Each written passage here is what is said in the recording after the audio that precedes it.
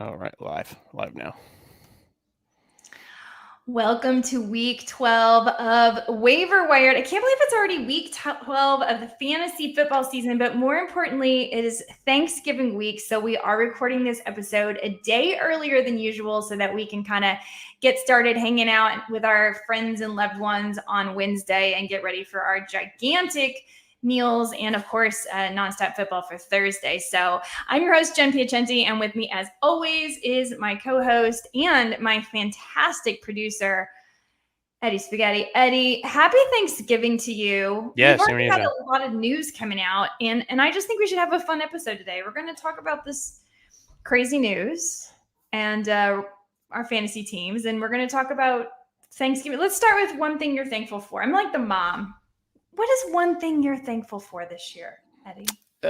Maybe a lame answer, but I'm very thankful for the Extra Points Network, cousin Sal, Toby, the D3 and Dave Hench. Obviously, all the new shows you just started. The Megan's making fun of sports, working with Mikey Meatballs and Scott, Max, Mohan, and obviously Jen. Working with you too. It's just been a real treat, and I'm excited for what's to come. And everyone's great to work with. It's a big relief, changing jobs at my age, but being here with these folks, it's been A plus. Yeah, I'm thankful for the Extra Points Network as well.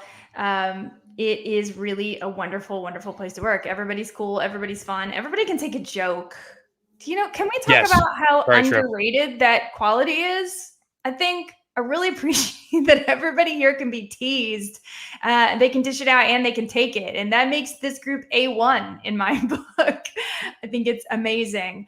So I am thankful for that as well. I was thinking that another thing that you might be thankful for, Eddie, because we got to start this off with some news, is the big news today. And that is that Jason Garrett has been fired as offensive coordinator for the New York Giants. So I just kind of want to open this up to you and to anybody who's listening or watching this right now. Remember, you can jump in with us. You can find us on our YouTube channel if you're watching this on Twitter, or if you are on Facebook or Twitch. Jump in and see if you can join the conversation with us. If you have any questions or comments, we are happy to interact with you. We want this to be your show as well. So if you're a Giants fan, you probably have a lot to say. But Eddie, this is your moment. Just take your time. If you need to lay back on the couch, put your feet in it. I feel qualified to help you through this. The roller coaster of emotions you're feeling, because as a Cowboys fan, I've been there. Right. Yeah. So you know where I'm coming from.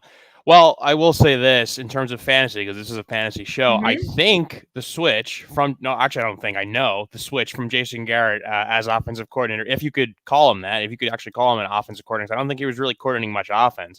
But moving him to Freddie Kitchens actually should be an upgrade for the Giants team. If you have some Giants players in your roster, I know Kadarius Toney 0 touchdowns. I know Galladay 0 touchdowns, but somehow Andrew Thomas has a touchdown more than your first round pick and your $72 million receiver.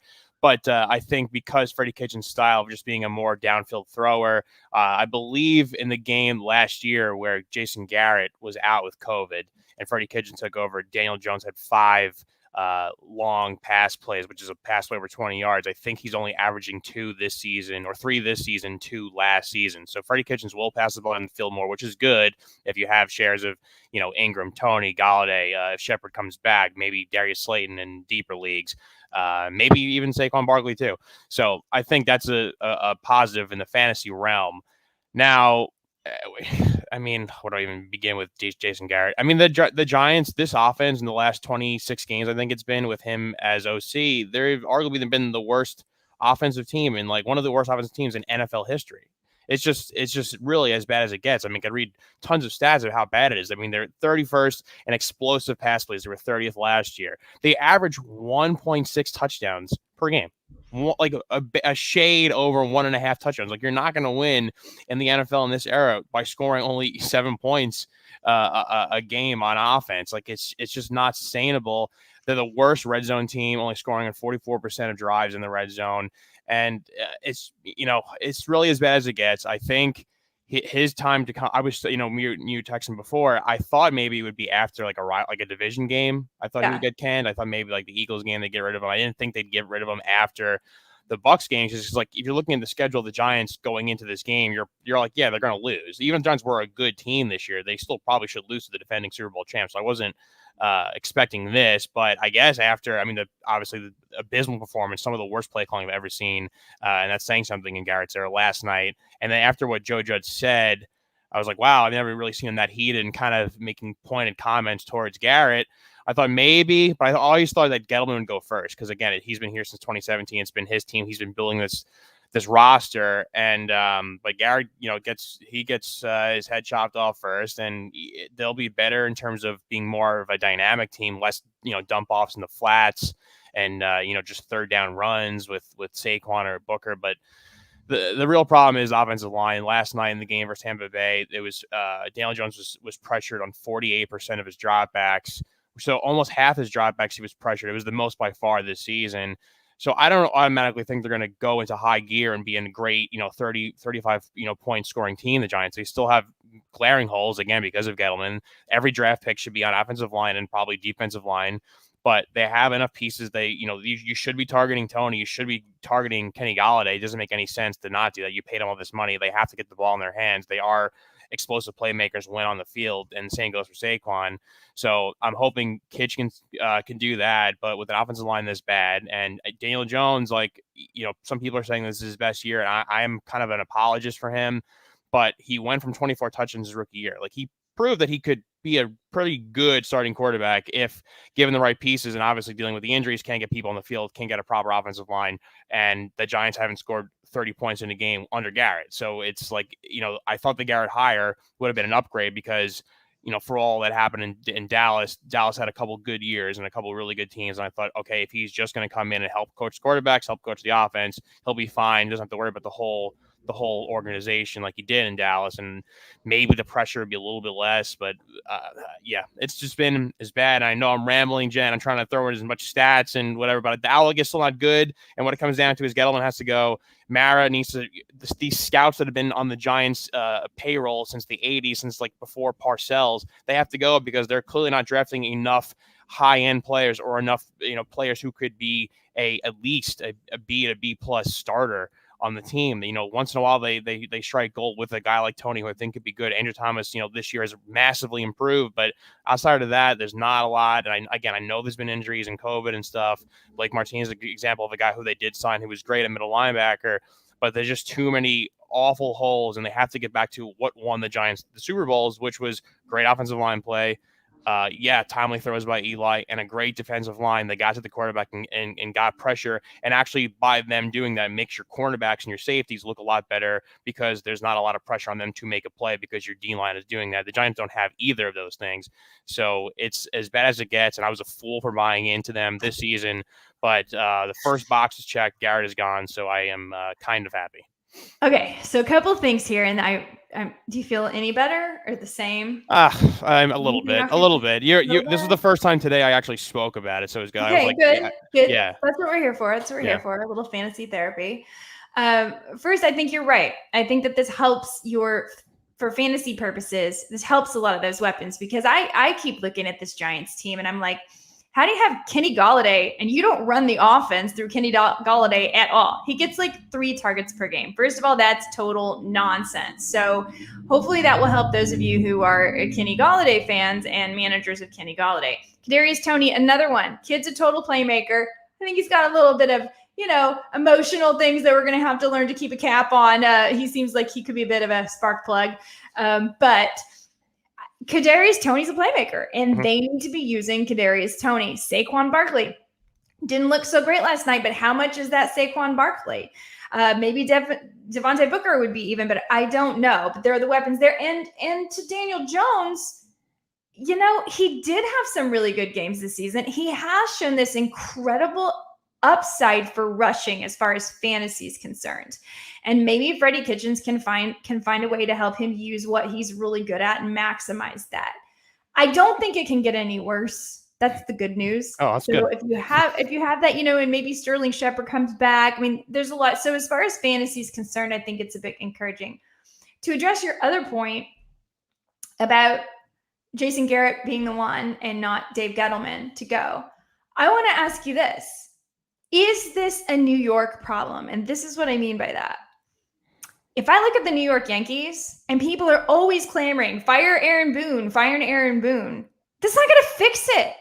Because the problem starts at the top. It starts with Cashman, but they don't want to do that. So is there something about these New York teams where they won't fix it at the top? They're just constantly going to use the lower scapegoat and try to keep dragging this along. I don't know, but you're a Yankees fan as well. And to me, like if I'm fixing the Yankees, I'm starting at the top. Yeah, I think that's a fair question. You know, the one it almost reminds me too of like the Knicks and the people saying like fire Dolan. Well, it's like newsflash, you can't. Like he owns the team, he owns the arena, he owns every person's cable that lives in New York. Like you're not going to get rid of that guy. And Mara, this team's been in the family for hundreds of years. It seems like. I mean, like that. You know, they're one of the first NFL franchises. They've owned this team. So John Mara has no idea really who should be running the team, what they need in the scouting department, what the NFL looks like now, the landscape now. Like this is not the teams that he was used to with Lawrence Taylor and Phil Simms. Like it's a totally different generation of football, but they're stuck. Him and those people, they all his buddies, they're stuck in this, and they hire a guy like Gettleman who is part of the boys club, and and they bring him over here, and he says all these things, he's going to get hog mollies, and it's like, well, you struck out on, like, you signed Nate Solder, he stinks. Like you drafted Saquon Barkley and Will Hernandez. Everyone loves throwing out there. You could have gotten Quentin Nelson and then Nick Chubb. It's like, yeah, well, 2020 hindsight, but now it looks like Saquon, healthy or not, even if he is healthy with the bad offensive line, he's not going to run anywhere. So, everyone's drafting him high in fantasy and he's not producing. But what stinks for him is like Devontae Booker did have a great game a few weeks ago for the Giants. So it's like, it can be done. I don't know if Saquon's running gingerly because of his injuries and stuff. But like I said, Will Hernandez, you strike out on that pick. You throw big money Kenny Golladay. He's missed most of the season. He's not getting targets. So a target is on the back of Gettleman, who's been here for a while and really hasn't had the home run pick.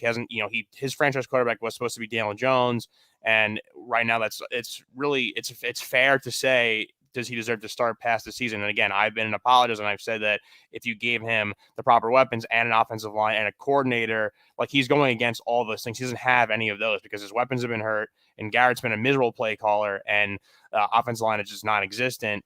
So Gettleman has to answer for it, but in the here and now, they got rid of Garrett because at least on the field and the point totals, you could see that Garrett is just not the answer. Like his play calling is just as bad as it gets, and I think also it kind of plays into this. Joe Judge, this is not a good.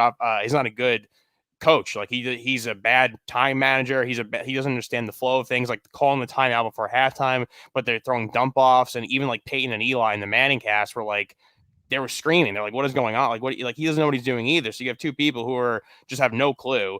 But I don't know why. I think the reason why Gettleman has not been fired yet is because of John Mara. But I think he has to go because I don't really, especially having the Bears pick in this draft, I don't feel comfortable going into this draft with David Gettleman making the calls here, because for all we know, he's going to draft another running back and a receiver, and he's not going to address the actual issues, and he's going to keep throwing money at free agents who aren't great, and just it's a big mess. And I thought the Giants were a lot closer to being competitive than they are, and unfortunately, like, they're now going to be set back for quite a while because they have no cap space left, and if you don't hit on these draft picks, man, oh man, it's going to get real bad. So speaking of the Bears, we had other news today, which is probably just a rumor. But the rumor early this morning, not from a sports reporter, but from some other Pulitzer Prize reporter, was that Matt Nagy had been informed that he would be losing his job after Thanksgiving. Of course, since then, Matt Nagy's came out and said that is untrue. He was not informed of that. However, he was also, obsequious in answering whether or not he'd been promised long-term tenure. But that's really not the point. I looked at that report and I was like, this is total BS. I called BS on it immediately for multiple reasons. First of all, who goes to somebody and says, hey, you're going to get fired after Thursday? Like, that makes no, if I'm Nagy, I'm like, F you, I'm quitting. Like, I'm done. No way. I'm sitting at home eating turkey. So that made no sense. Second, everybody knows this is the rule of breakups. If you break up with somebody, you have to do it before the holiday season. Otherwise, you got to power through because, you're bringing them to your relatives all the way, you possibly all the way to Valentine's Day, all the way to February. It's the same for football. do it before Thanksgiving or just suck it up and finish. It didn't make any sense to me on so many levels. Also, I didn't understand, why are they so mad at Nagy all of a sudden? He should have been fired last year. Like, what about this game where Justin Fields got injured and then Andy Dalton came in and actually put up a little bit of a fight, made it so offensive versus a Baltimore Ravens team? I know it was a backup quarterback, but still, they are the better team. I don't get why suddenly this means Matt Nagy needs to be fired. I mean, Matt Nagy needs fired, but so I didn't get any of that. But as far as what's happening for Thursday, and a lot of this podcast, what we can focus on is there are a lot of players going on Thursday, which means you have to make early decisions this week.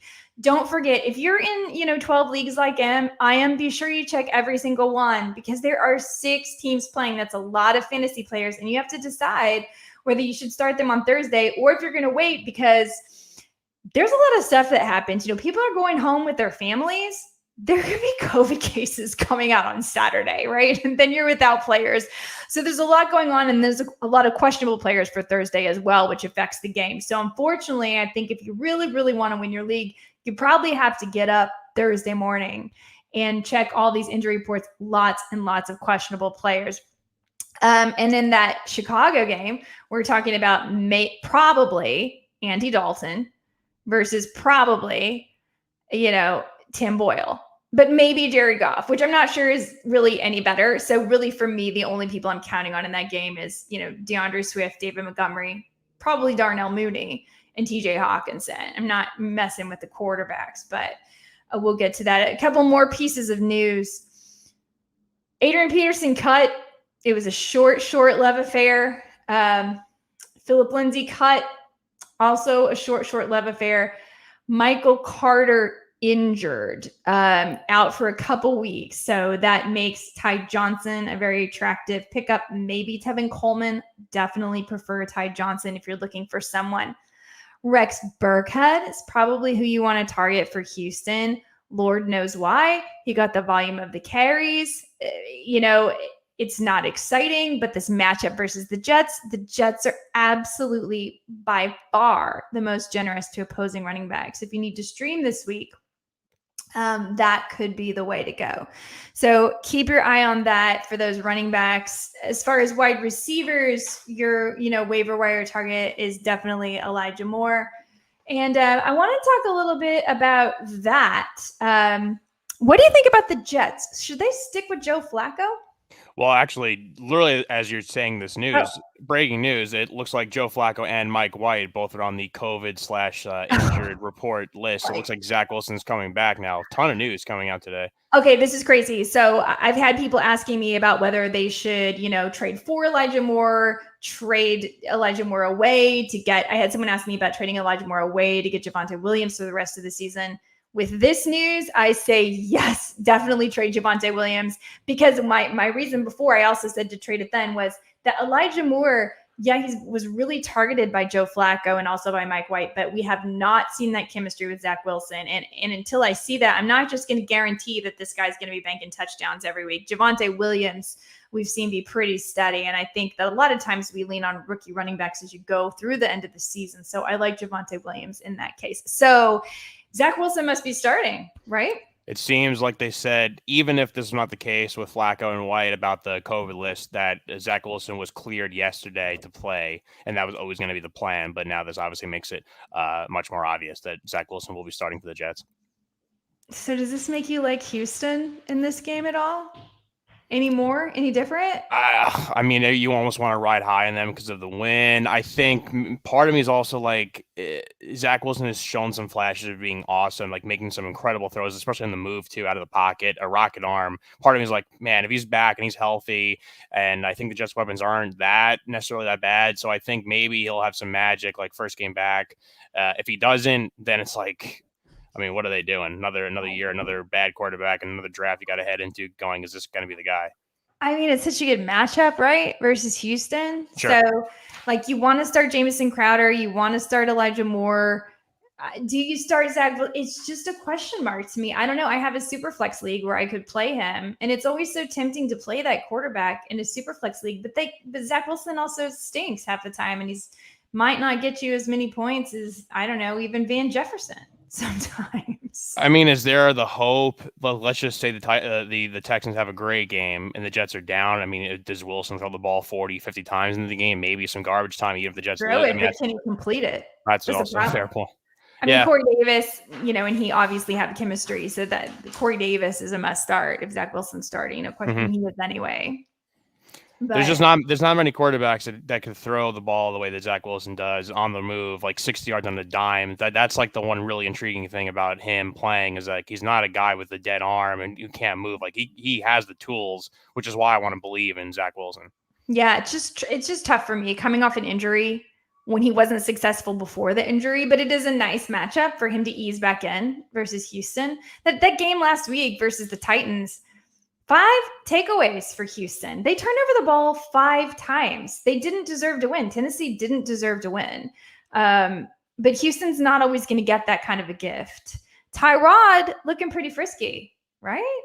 Yeah, they're a team. I mean, the NFL this year, I think we're at a stat that like underdogs have like the second highest win rate in like 20 years or whatever it is. So it's like nothing makes sense in the NFL. So the Texans being good and shocking us is like, yeah, sure, par for the course for this wacky season. If you need to stream a quarterback or possibly even for DFS plays, I think Tyrod is definitely streamable versus the Jets. Again, the matchup is just really, really good. I think you can also start to trust Jimmy G. Jimmy G, believe it or not, been really dang good over the last few weeks. There are so many people that hate him, and I don't understand it. You guys got to stop hating him because he's doing good things for you guys right now. Cam Newton, everything we expected from a fantasy quarterback, and so Cam Newton, getting them so close and then failing, but totally putting up the fantasy points for you. So if Cam Newton is still out there, I think he's still someone you want. And Taylor Heineke, guys, probably pretty good. I mean, he's been pretty good. So I think it may be time to start thinking about taking Tyler Heineke pretty serious. He's a pretty tough kid. So those are kind of some streamers for this week. Did you have Jonathan Taylor on any teams? Unfortunately, I don't. I mean, he's right now. He's looking to be. Is he going to be the first pick in drafts next year? I mean, because he may be in the conversation for NFL MVP. That's a hot topic now. I know Dave claimed a few episodes ago on Extra Points that he thinks he could win the MVP. But I mean, he has to be like he's right now surpassed Derrick Henry. Like he's the guy. I put him in my futures bets article for the MVP a couple weeks ago because with no Derrick Henry, he's going to win the rushing title. Sure, there's no question about it. 5 touchdowns versus a Bills defense that had allowed about 55 rushing yards per game until that point. That is stupid. I mean, just beyond ridiculous. The kid is finally just balling out the way that we all expected him to. It took a while, but he seems to only be getting better. He's like, I don't know, like one of those batteries that self-charges and gets more and more charges. I don't know. He's phenomenal. And I had him on a team and still lost my week because Dak Prescott really screwed me. And I also lost Derrick Henry in that league and Robert Woods, but I'm not going to go there because that's painful. I also had him in another league that I totally dominated. So at least I got half my good out of that. But here's an interesting story about that. So early in the week, Michael Fabiano sends me a trade offer, right? So already I'm like, all right, Fabs is sending me an offer. He sends me an offer. It's something like, it's 2 receivers. It's like Darnell Mooney and I can't remember who, and Austin Eckler for Jonathan Taylor, and then a couple of my other receivers. But clearly I could tell what he was doing is targeting Jonathan Taylor. And immediately I wrote it back. I'm like, look, okay, this is a fair offer, I guess, but Jonathan Taylor is not on the block.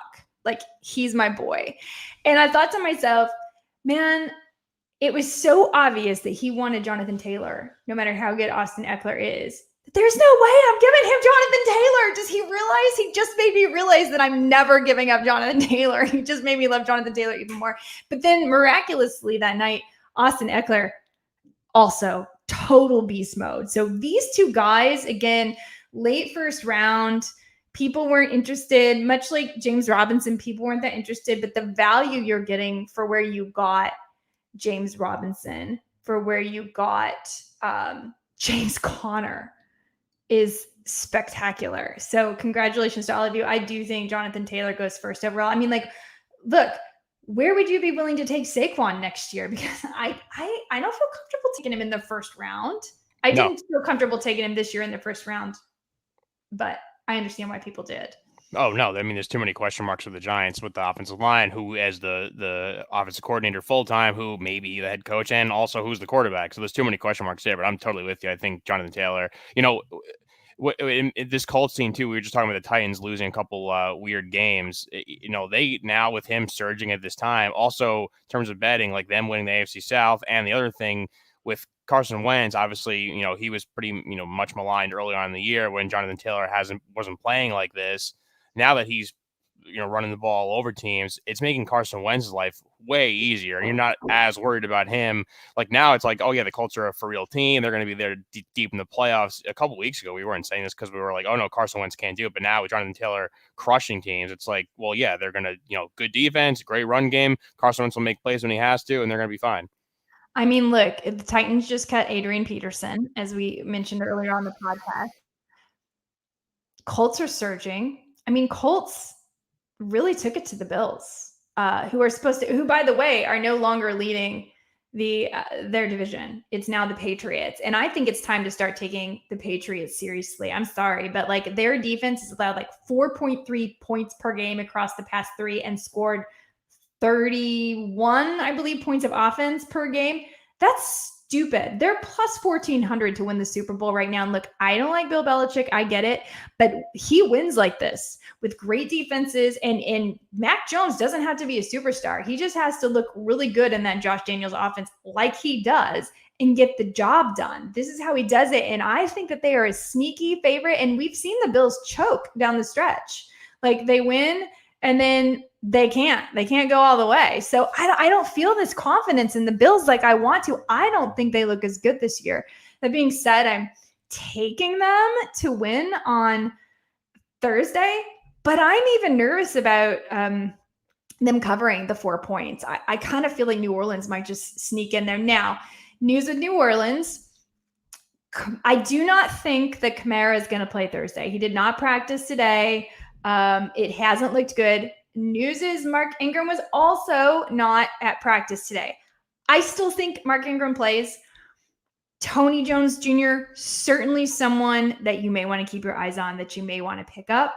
But again, it's a tough Bills defense. So don't get fooled by the fact that Jonathan Taylor happened to run all over them last week. I feel that was an anomaly. Even if I had Alvin Kamara right now, I wouldn't be that excited about starting him. I would be excited about starting him only because he's such a good receiver and you can, use him a couple different ways. But in reality, it's just a really tough matchup. I know we're waiting to get a lot of player props from that game still too, I think, because of the Kamara news.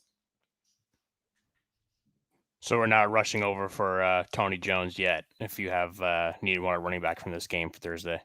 I mean, you can stash him if you have room. I wouldn't, Dontrell Hilliard, you might want to stash with the Adrian Peterson news. Rex Burkhead, as I mentioned, you're going to want to stash now that there's one less monster in that backfield for Houston. But, you mentioned earlier, and I think it's true, I think someone should go get Phillip Lindsay. Phillip Lindsay is a good running back. I just think Houston was a bad system for him. Look how good Mark Ingram was when he got out of there already. He's already been better. I think if Phillip Lindsay can go maybe to Tennessee, maybe to New Orleans to help New Orleans. Maybe he goes with his teammate over there and helps them out a little bit. That's probably the most talented running back we've seen kind of on the open market. I would rather have him than Adrian Peterson. I think if you're the Titans, I think that makes so much sense, especially if you're still in the lead. You're just going to be a playoff team. Like you have some really good offensive weapons and you lose your best player, one of the best players in the league. Like, yeah, Phillip Lindsay is not Derrick Henry, but like you said, he was a starter a couple of years back. Like he was a really good, productive running back. He's as talented as you're going to find on the open market. I think it's a total no-brainer for them. Yeah, so if you want to be proactive for the playoffs, again, these are all people we're talking about stashing in deep leagues, players that you could put there to compete. How are your leagues doing, Addie? Oh, I lost to the number one team, my main league here, but I'm still fine. Second place, 7-4, no complaints. Had a bunch of injury. I was dealing with guys like Hollywood Brown was down. Matt Stafford was on a bye. I had a couple other injuries. Who else is? Clyde Edwards-Helaire this week is going to be out. So Cordell Patterson didn't play. So it's you get weeks like that. It's fine. I'll keep trucking. I think I should win the game next week. And again, my main league here.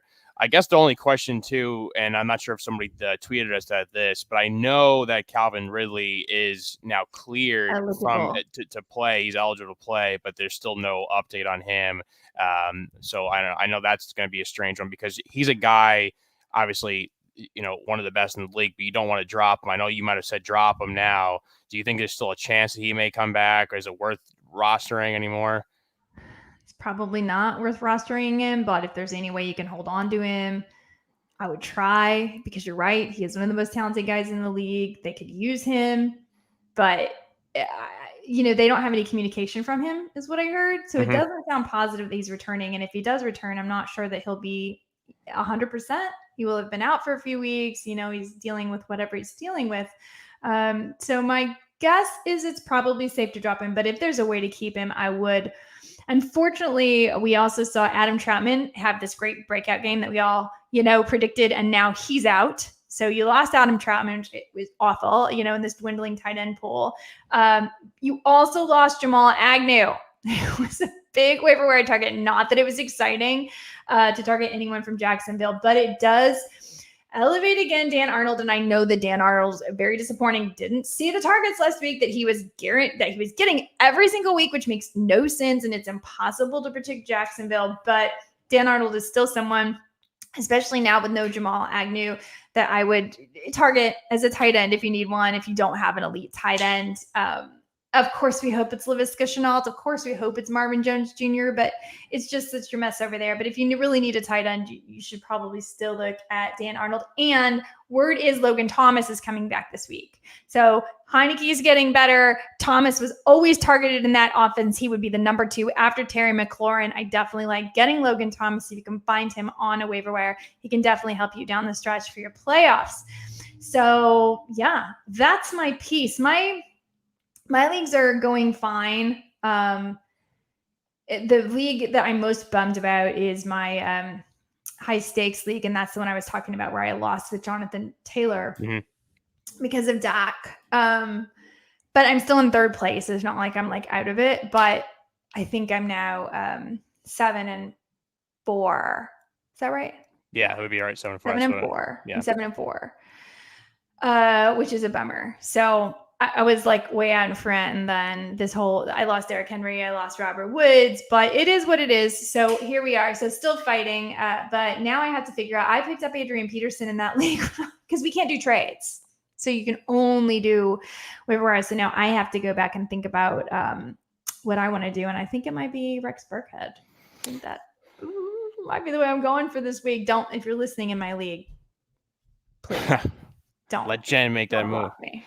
Well, talking about the Titans, and we just talked about a little before too about the Patriots are surging, and you trust them, and Mac Jones becoming this, I guess now, top tier passing quarterback.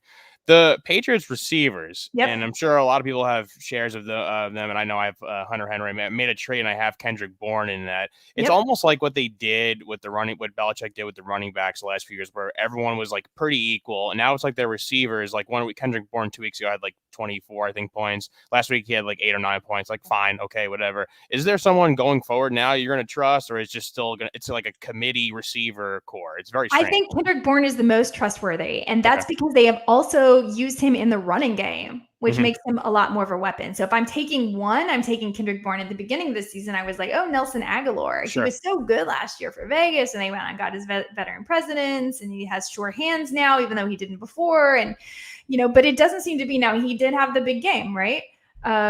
But I think Kendrick Bourne is going to give you the most solid floor. He's, it's pathetic, but he gets you at least 35, 40 receiving yards each game, which is not a lot. But if you're dealing with New England receivers, that's kind of what you're dealing with. Ramondre Stevenson is someone I'm 100% interested in.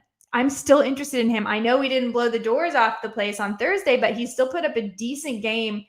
And, it's kind of a bummer that there isn't a clear guy anymore. It's definitely Damian Harris, good old Bill making it murky for us fantasy owners, but you can't leave Ramondre Stevenson on the waiver wire. I also don't think you can leave Ronald Jones on the waiver wire. He's on so many waiver wires, and he's obviously the backup to Leonard Fournette. So that's somebody that's pretty talented or can be occasionally, that shouldn't be left on your waiver wire. So yeah, that's my piece there. Should we jump over to some questions? We're taking any questions today. They don't necessarily have to be football. They can be Thanksgiving related. Yeah, let's do some questions here. It looks like our guy Ben Kelly, who tweets at us a lot and is in a Twitter war with Harry, has like a three-parter over here. So I know we're talking about Alvin Kamara and the Saints running backs bit. He's asking how worried should we be about Kamara? Yeah, I think we should be fairly worried about Kamara. But as I was saying earlier, like, I don't think he was in a smash spot this week anyway. So that's okay. You have to let those points go. I do think there's concern. The fact that they had tryouts for running backs right after he got injured. We haven't got a lot of reports, but obviously, worrying doesn't help anything. You just want to try to get whatever backups you can on the waiver wire, be ready. Obviously, if you can get Mark Ingram, if you have Mark Ingram, you try. And you're the person that probably should go look up Tony Jones Jr. Part two of Ben's question, will Aaron Rodgers' bad toe impact receivers like Devontae Adams? I don't think so. I think when you're Devontae Adams, you're Devontae Adams. And I don't think we have to worry too much. I just can't imagine ever sitting Devontae Adams. So maybe it will affect him a little bit, but certainly not enough for me to fade Devontae Adams. And the last part of Ben's question, what's up with Seattle's offense? Is Alex Collins usable? Will it be fine as a flex if the Hawks figure out, or should we avoid the entire Hawks team? Man, I really don't like the Hawks right now. I really don't. I think they look a mess. Russ Wilson is not himself. They just don't have it together. And with no Chris Carson, they really kind of, this is like, I was talking to Howard Bender about this in the offseason. Oh no, they've got a new offense. They're going to do all these things. I was like, BS. They are not. They're going to start out for a few weeks and they're going to go back to doing the exact same thing they always do, which is run the ball, and run it poorly. And it's not going to work. And Russ always fades down the stretch like he does this. This time he actually has an injury. I don't like it. And I don't think you can trust this running backfield at all. If you have to take Collins, fine. He was kind of injured last week with his groin. I don't think he's at 100%. He's serviceable. DJ Dallas is someone you might want to take a look at. Not excited. If you can avoid it, avoid it. But again, I understand if we're talking about, you have injuries and bye weeks, then Collins is someone you may have to use. I'd kind of almost rather use like Tony Pollard, but you can't get up with Tony Pollard, so I shouldn't say that. It's tease. Speaking of Pollard, at Maiden Focus is asking us, what do you think of Pollard this week with Dallas playing short receiver and Zeke, and Zeke being a little banged up? 100%. I love Tony Pollard as a flex play because, yeah, you're right. Down receivers, probably no Cooper, probably no Lamb, right? I mean, definitely no Cooper, probably no Lamb. In addition to that, Las Vegas has been terrible versus the run. Let me see if I can get any stats here. Do I have anything written down? Yeah, they have surrendered the 7th most fantasy points and half-point PPR scoring to opposing running backs. And then you have this two-headed monster with Dallas, with Pollard and Zeke, and they can both have decent days as receivers and as runners, and I think there's enough to go around. We have a question about just a matchup. Is it fantasy to think the Browns will win at Baltimore? Am I just a crazy diehard Browns fans coming from Tom? It's not crazy. Baltimore has been doing this really crazy stuff where they let themselves get down and they put themselves where they have to have double-digit comebacks, and they did it for 3 games, and then they didn't. And now, Hollywood Brown is injured, and,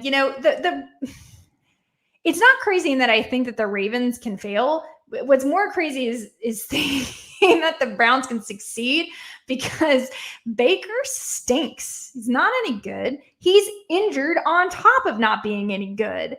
So that's a problem. And it's not that easy to run on Baltimore. What you can do is pass on Baltimore, but first Baker needs to be able to pass. But I don't think it's crazy to think they could upset. They're kind of due for a win. But if I'm picking in this game, I'm picking Baltimore. And to round it out, our last question, a great Thanksgiving theme question. What is the best part of Thanksgiving, the food or the football? Is coming from Paulie. I'm not sure that you can separate the two, but I'll go food. I'll go food because I'm Italian and like it's all about food for us. And I can get football, lots of weeks during the year, but I only get, that homemade cornbread stuffing once a year. So I'm going to go food. What do you think, Taylor? I think I'm gonna go food too. Yeah. Also, because this year I'm not sure. Well, about the games, like we have the 3 games this Thanksgiving. Do you think we're gonna at least have like one classic game or one decent game? I don't I really think they're going love to the be so matchups. freaking boring. So the first game, I'm taking the under on, even though it's all the way 41 and a half. I just don't see what they're going to do. I mean, it's going to be, I think it's just going to be running back versus running back for the most part. We don't know who's throwing the ball. Definitely am taking the Bears here. I think they cover the spread easily. I get that Detroit is, really feeling good with their tie and their cover, but no, it's not going to happen. Especially if it is true that they're firing Nagy between now and then, which I'm sure they're not. If that happens, then they'll be even probably really throwing and excited. But anyway, I trust Andy Dalton to win this game.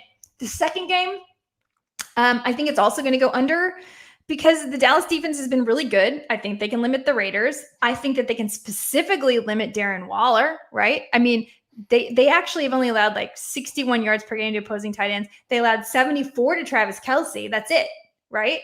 And you had to defend other receivers. With Vegas, all you have to worry about is Darren Waller. Like, that's it, just Darren Waller.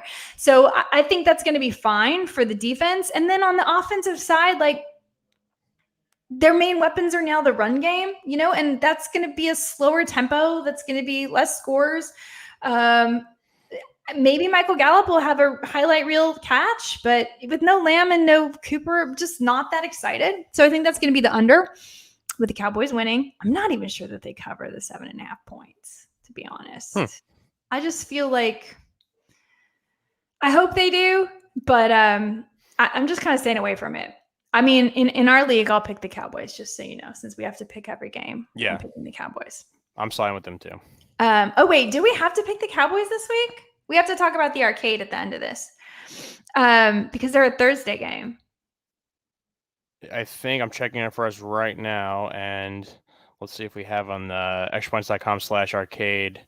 We don't have the Thursday games. So guys, come play with us, extrapoints.com arcade. It's really fun. You get to see our floating head picks every Sunday, and you're probably much better than we are. And that's the best part. You can brag and say that you're better than we are. But listen, picking every game is not easy, but it's a lot of fun. It's a lot of fun. So come play with us. And then the last game, the Bills and the Saints. I mean, can I say who cares? Who cares? Like, I'm sorry, Martin. Right? Yeah. Sorry, Martin. No, nobody cares. It's Trevor Siemian. Woo! Or, maybe it's Taysom Hill. Who knows? They just gave him a big fat contract. You never know. Just not that exciting. And if you don't have Alvin Kamara, like Traquan Smith, woo! Like I'm not interested. And then the Bills, they're just I can't get excited about them this year either. They were so fun last year with Diggs and Josh Allen, and this year they're kind of up and down and inconsistent. So I'm taking the over in that game though, because both those defenses have gotten a little bit sloppy, and both the offenses can put up points. So I'm taking that. What are you feeling on those 3 games? I start from the back. I with the Bills Saints game, I agree. I like the over in that game. I think if there's going to be a get right game for the Bills, it would be this one. The Saints just dealing with too many injuries, and Trevor Siemian, a quarterback, like you said, it's just like there's not really inspiring hope. The Taysom Hill experiment contract where it could be massive or it could shrink it depending on what he plays. Like, what is going on there? Like, it's very bizarre. So I like the Bills in this game, despite them being kind of uninspiring as of late. I think the Cowboys are going to crush the Raiders, and Hench kind of talked about this on -3, saying that like when the Raiders start to crumble because of obviously the Gruden stuff and the Ruggs stuff, some awful stuff to deal with, like they're going to crumble bad, and that's kind of what's going on. Also, I think when Dallas is right and when their offense is firing on all cylinders and their defense is, creating turnovers like they have been, I think they are the scariest team in the NFL. They are the most complete, and I think there's another chance for them to get right, even missing a large amount of pieces. And if Tyron Smith plays like it seems like he is, that's huge for Dak in the run game. So I love the Cowboys in that one. And this first game, I mean, it's great that this game is on so early. Any last minute cooking you have to do, just do it. If Justin Field is saying like his ribs aren't broken, he could play, I think just start Dalton because Fields hasn't been great anyway. And people forget like Andy Dalton wasn't that bad. Like he was okay as a starter. Right. And in terms of NFL backups, there are so many bad NFL backups. Like the Bears have 3 wins this season. 2 of them are because of Andy Dalton, and he only started 3 games. I mean, he came into this game, but he has only started 3 games. He won 2 of the 3 he started. It was a no-win scenario for Andy Dalton because every single fan was just tired of the situation at quarterback, and they wanted to see Justin Fields play, a guy from that area of the Midwest. In Chicago, you just played at Ohio State. They're all watching him. Like they want to see him in playing at quarterback. So it was unfair for him. And also, like, looking at NFL backup quarterbacks, the Detroit Lions, if they have to play Tim Boyle, what, like, 77 yards, 0 touchdowns, 2 interceptions. The Lions have passed for 77 yards in back-to-back games. That's insane. Under 100 yards, back-to-back games. But you know who's been a beast every game? DeAndre Swift. Yeah, 266 yards across the last 2 games. 33 carries 2 games ago, 14 carries last game. But still, total beast mode. If you have him on your fantasy teams, congratulations. I have him on 1 or 2. Very happy he's part of the team. He's going to get touches. I feel like if the Bears defensive coordinator, like they're going to know, like, hey, their only chance of winning this game is through DeAndre Swift. Let's do everything in our power to stop him. Tim Boyle's not going to beat us through the air. So I think it's going to be a boring, low-scoring game. Andy Dalton, if he does play, he'll do whatever it takes. He'll dink and dunk in the field. He'll score his 17 points. They're 21, 24 points. They'll win this game like 21-10, something like maybe even less than that. But also it just shows you this game it pays to have a good backup quarterback, because having Tim Boyle is not going to get it done. Andy Dalton is an above average backup, and I think he'll get it done. But very bad game to start the day, and I just hope that we Colt have McCoy, a very good backup indeed as well. Yeah, and that's part of why Arizona Cardinals are looking like they could be favorites for the Super Bowl this year. Not that I'm counting out a lot of other teams, but Colt McCoy's performance. That's how you really know a complete team, when you can, as you said, you can go to the backup quarterback and you can still win games. And to your point, and I think you guys mentioned that this week, maybe Case Keenum is the way to go for the Browns, so they can just count on something consistent. I don't think we're not going to have to talk about Baker as a fantasy quarterback next year, unfortunately. Thank God. I'm so over it. It's gone. Yeah, I've been over it for years, but whatever. Okay, so for your Thursday night games, everybody, in the first game, you are starting TJ Hawkinson, you are starting DeAndre Swift, you are starting David Montgomery, and you're starting Darnell Mooney. I think those are your only 4 locks. It looks like Allen Robinson is probably out. You don't want to start any other Bears running back. It's not worth it. Not going to get enough touches. Okay. In the second game, Dallas, you're obviously starting Zeke, you're starting Dak, you're starting Gallup if you have him. In deeper leagues, you can definitely start Ced Wilson. Don't touch Noah Brown. Definitely start Dalton Schultz. People, Dalton Schultz. He got 8 targets last week. He's had 8 targets in 3 games. He's had 59 targets on the year, and he's played the 3rd most snaps of all tight ends in the NFL. He is someone to start, and not to mention, Las Vegas Raiders have given up the 3rd most fantasy points to opposing tight ends. Dalton Schultz, you're starting. On the other side of this game, Las Vegas, obviously you're starting Darren Waller, though I do think he will not have one of his biggest games. If you don't have to start Derek Carr, don't do it. Dallas's defense allowing only like 17.5 points per game across the past 3. They are getting better and better. I don't think the Las Vegas Raiders are the ones that beat them down. They can't even figure out what to do with like Bryan Edwards. They have Bryan Edwards out there, and they're not even throwing in the ball. Like, they're lost. They're lost. There's a lot of stuff going on with maybe Derek Carr. There's like rumors about things being bet. Anyway, Josh Jacobs, start him because you probably don't have any better. Probably also not going to have a great game. And for the final game, I don't really like starting any Saints except for, maybe Mark Ingram if he goes. And the rest is just, it's a tough hold for me. For Bills, I'm starting all the weapons because New Orleans has been terrible across the past 3 games, allowing like 270 yards per game to opposing quarterbacks. That's kind of stupid. So you want to have, Manny Sanders in there. You want to have Stephon Diggs in there. And you probably even want to start Dawson Knox. So Those are your fantasy starts for the Thursday game. In the meantime, if you have any more questions, you can tweet me at Jim Piacenti. You can tweet Eddie at Edward L. Murphy. Correct? That is it. Every time I'm like, I don't know why it's so hard. I just want to call you Eddie L. Spaghetti. I want to start adding like middle letters and like initials to just to make it even harder. You can tweet at Extra Points Pod. Please play with us, Extra Points Arcade. Extrapoints.com/arcade. Come pick games with us. You can win a golden hat if you win your week. We hope that you have a fantastic Thanksgiving. I think we have a special Thanksgiving episode coming out for you in the next day or two. So stay tuned for that.